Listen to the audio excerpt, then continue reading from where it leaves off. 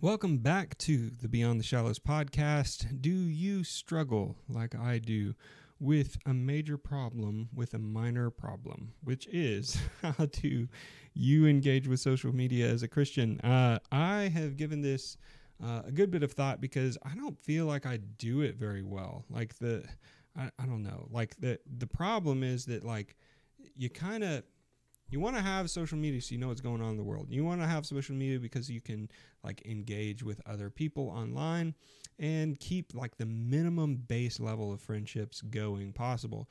But it can really easily get addictive. You can feel manipulated by it. I just hate how the algorithm works sometimes. Sometimes it works in my favor and I like that, but a lot of the times it's man, it just feels really pushy, and but it also works. It's so hard to just disengage for it or cut it out. And so what do? Do you take fasting seasons of it or whatnot? What's your social media strategy? Let me know. I'm curious about this. I want to know what other people are doing because I've got to figure this out for myself.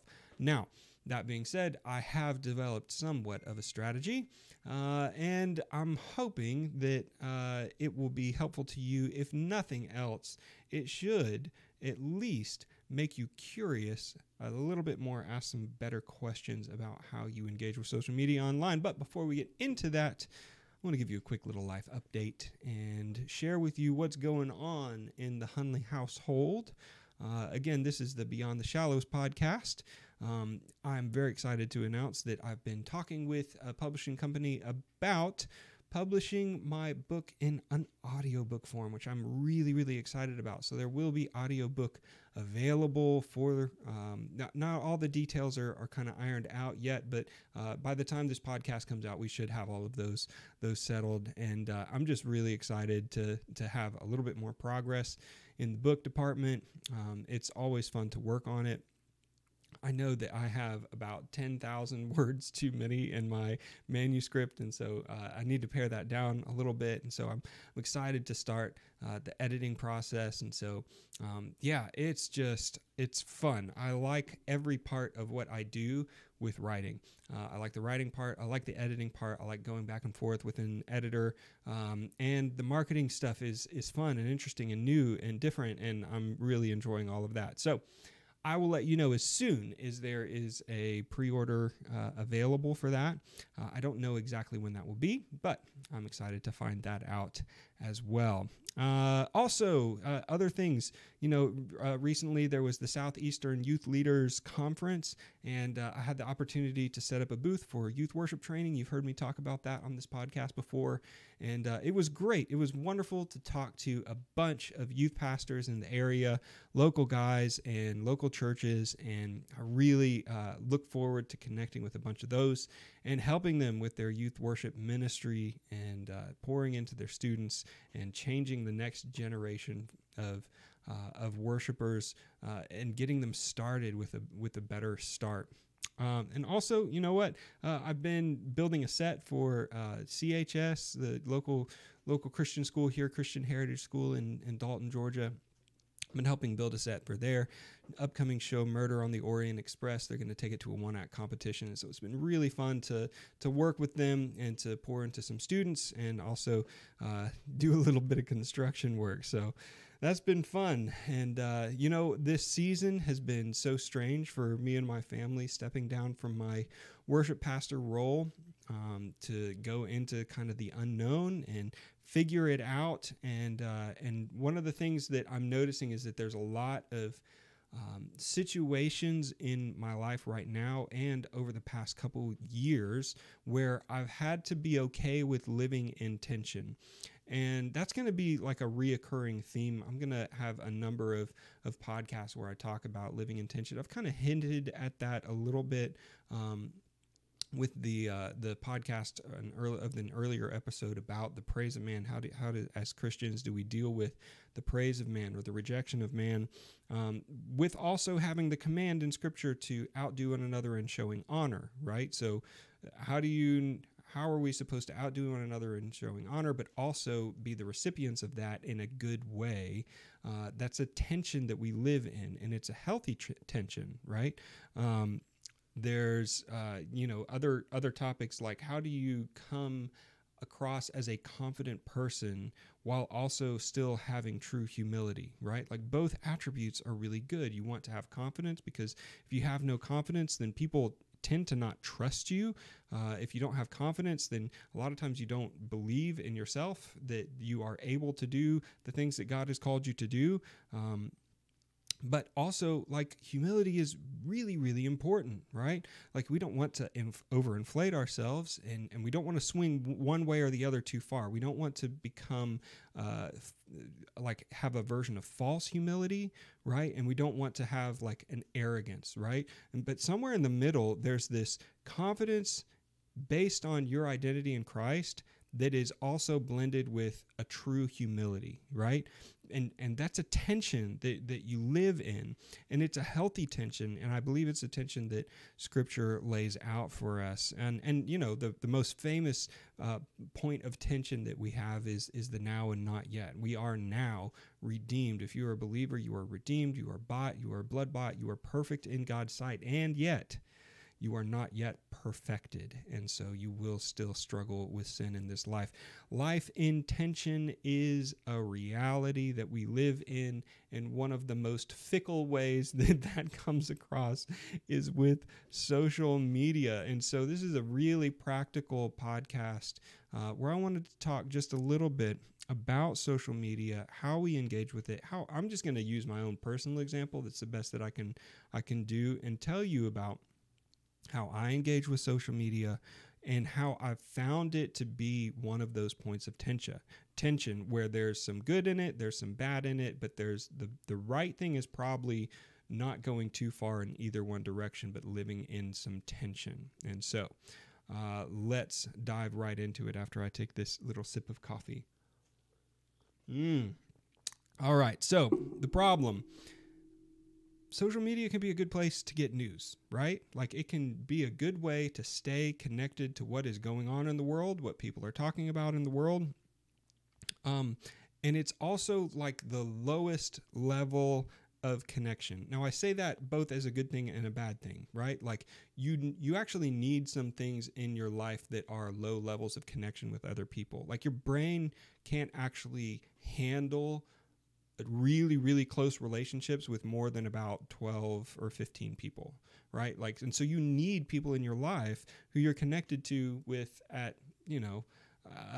a much smaller percentage. You spend a significantly smaller portion of your time and attention thinking about these people than everybody else, but you need to stay connected to those people because what if you move, you need to have friends to where you're going to be moving to or something like that, And so like, it's good to have various levels of connection, really, really close.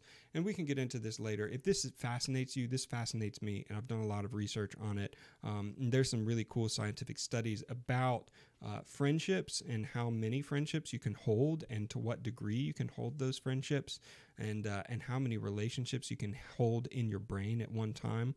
But there's a limit to those. And so we actually do need this lowest level of connection. But the problem becomes if you feel like your highest level of connection is across social media, your highest options, your highest opportunities for connection are across social media, then you actually don't have very good connection with people because it is a low level of connection. Now, there are some outliers. There are some people who can start dating online and whatever, but at some point you need to meet the person face to face. You need to see all the nonverbal that happens on their face, and you need to learn how to interact with people while you're sitting in front of them.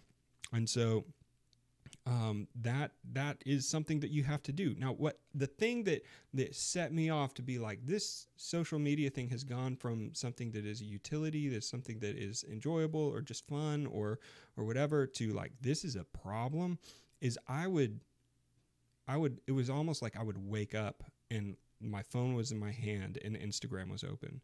It's Instagram for me. I know that for some people it's TikTok, some people it's Facebook or whatever, but for me, the one app that I just always can go back to is Instagram. And maybe that's a millennial thing, but whatever. But I would find myself like any dead space, my my body would automatically unlock my phone, find the Instagram app, and push it before I consciously knew that that's what I was doing.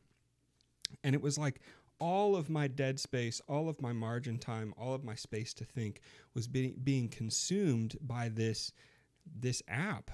And I was like, oh no, this is really a problem. And I've realized, man, I'm spending way too much time on here, and it's not intentional time, and it's becoming addictive. And I want to be present with my family, but I feel like dissatisfied being around my kids because I could be looking at Instagram right now.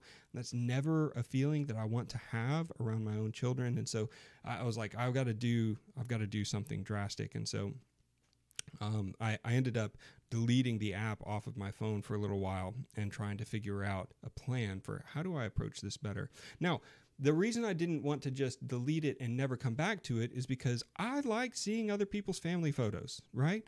I like to know what's going on. I've got friends in Virginia.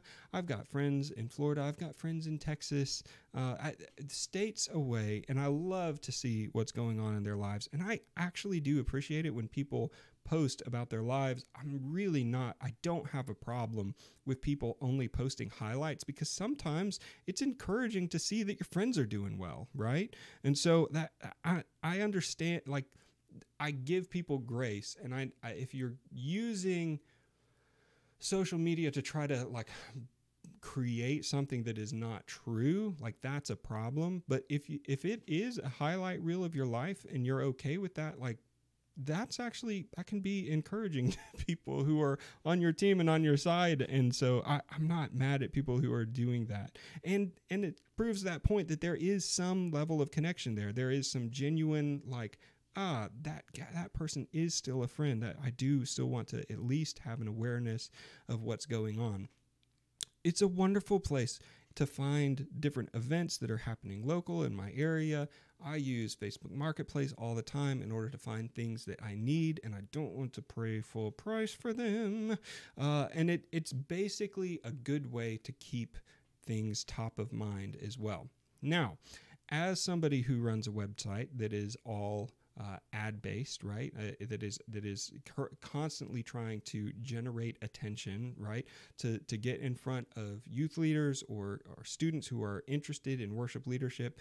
As somebody who has written a book, is working on the book, is working really hard to make sure that the book is as close to perfect as possible, it would be a terrible thing if I was like, well, social media is just unhealthy for me to engage with, so I've got to scrap it. No, I have to stay top of mind. It's almost a requirement for the things that I've started right now to make sure that I try to stay in front of people and at least post something once a week and stay regularly in front of other people, to remind them that I exist, to remind them of the things that I'm chasing down right now that I feel like God has called me to do. I'm not going to steward things poorly, right? That God has called me to do. I will not steward them poorly, which means that I have to steward my social media strategy wisely, right? Now, the key thing for me, and I think the key thing for everyone, is to think about your consumption versus your production on social media. If we are always just consuming and consuming and consuming, man, we're not actually adding anything to it. We're just taking, and eventually it's going to make you very self-centered. Like the same selfish heart that I discovered in myself, that, man, I would rather be looking at my screen right now than engaging in real life with my children, right? Big problem, big red flags. Something drastic has to happen there, right? And man, it's not just, it's gone beyond, something's top of mind. Something is prompting me to stay top of mind. No, I desperately need to have my children be top of mind for myself, right? And so drastic measures need to be, I'm going to cut this out, right? So I need it. I'm bad at it. I also know that my approach to it can a lot of times be unhealthy or can get unhealthy quickly. And so what did I do? I deleted it. I brought it back, and I kind of actually did this on accident at first, but I started doing what I'm calling social media Saturdays, which basically means that all week long, I make sure that Instagram at least is off of my phone. If there is something important, somebody texts me and it's like, oh, do you guys see this thing on Instagram? I am allowed to get on my phone, open it up, check it out, delete the app right after that, right?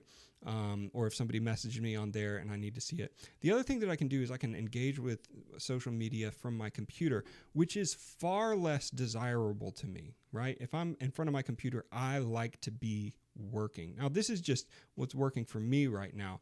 But if I look at Instagram on the computer, it is not as satisfying to look at Instagram there as it is to look at Instagram on my phone. All right. It is not designed to be looked at the computer, but I can create great content on my phone for Instagram and post it from my computer during the week without then also getting addicted to social media at that time. Right. So I can instead of consume, I can produce things, I can create content during the week without running the risk of needing it myself, right? And I can do that from the computer, which is a far less satisfying way to go about doing it. I can set times where social media suddenly is for fun and it is for connection.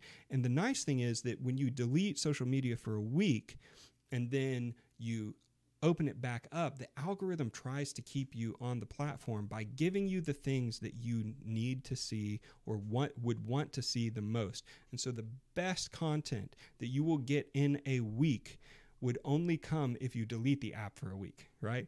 You typically, it's always something new. And so the algorithm's always going to try to push something that you don't necessarily need or want to see, just to try to give you the novelty of something new. But if you let it curate for you the best things for a whole week and then spend only an hour on a Saturday scrolling through and watching whatever you need to watch, then you're going to get far better content that way. And that's what I found, is that I actually enjoy my time on the social media platforms better when I do that, when I have an isolated time during the week when I can connect with it. It also prompts me to post, right? I'm terrible about just consuming, about just looking from the sidelines, wishing I could produce more, but then not doing it. And wishing I had an idea. But if I know, I only have social media on a Saturday and I want to create that a social media post while it's still Saturday, then man, that's when the fun things in life are usually happening on the weekend, right? And it can keep me connected without keeping me addicted, but it kind of just prompts me like, here's your window of when it's the easiest to create something, not just the easiest to consume something. So social media Saturdays is now my strategy. Now, sometimes that will bleed over into a Sunday, and I might keep the app up for a little bit. But for the most part, I'm just during the week, I found I like my life a lot better without having access to social media at my fingertips. I even looked at there for a while getting what they call a dumb phone, like just a phone that calls and texts and whatever. But like I said, with all of the things that I've got going on, I really need to have some type of social media presence. And so what I want to know is, how do you, if you have intentionally thought about how you approach social media, how do you do it and how do you do it well? Especially if you're creating content, if you're doing it regularly, I want to know from you, how do you do that without also just doom scrolling all the time? Okay. So if you have thoughts on that, if you have a strategy on that, I want to hear it.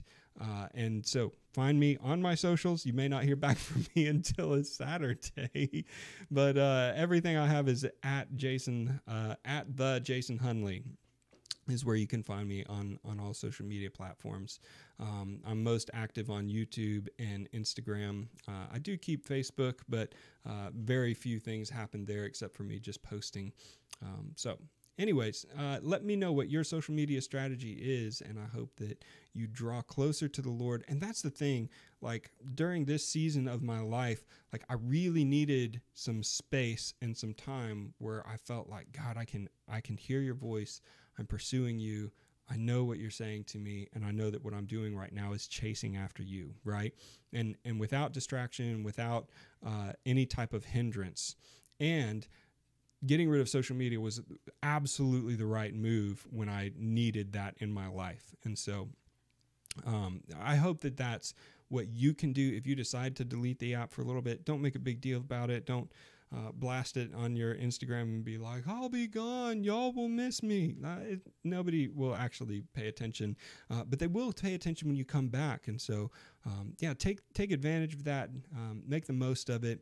And I hope that you draw closer to God because of some intentionality around social media. So, Beyond the Shallows, I will let you know when I have more updates. This podcast will probably come out about a month after the recording here. I've got some other episodes to do, but if there's any topics that you want me to talk about, I would love to share and know what my audience would like to hear about. So reach out to me. I would love to connect and make sure that we get connected with each other and you're hearing what you want to hear from this podcast. So God bless you, and continue to pursue the Lord in deep, deep ways.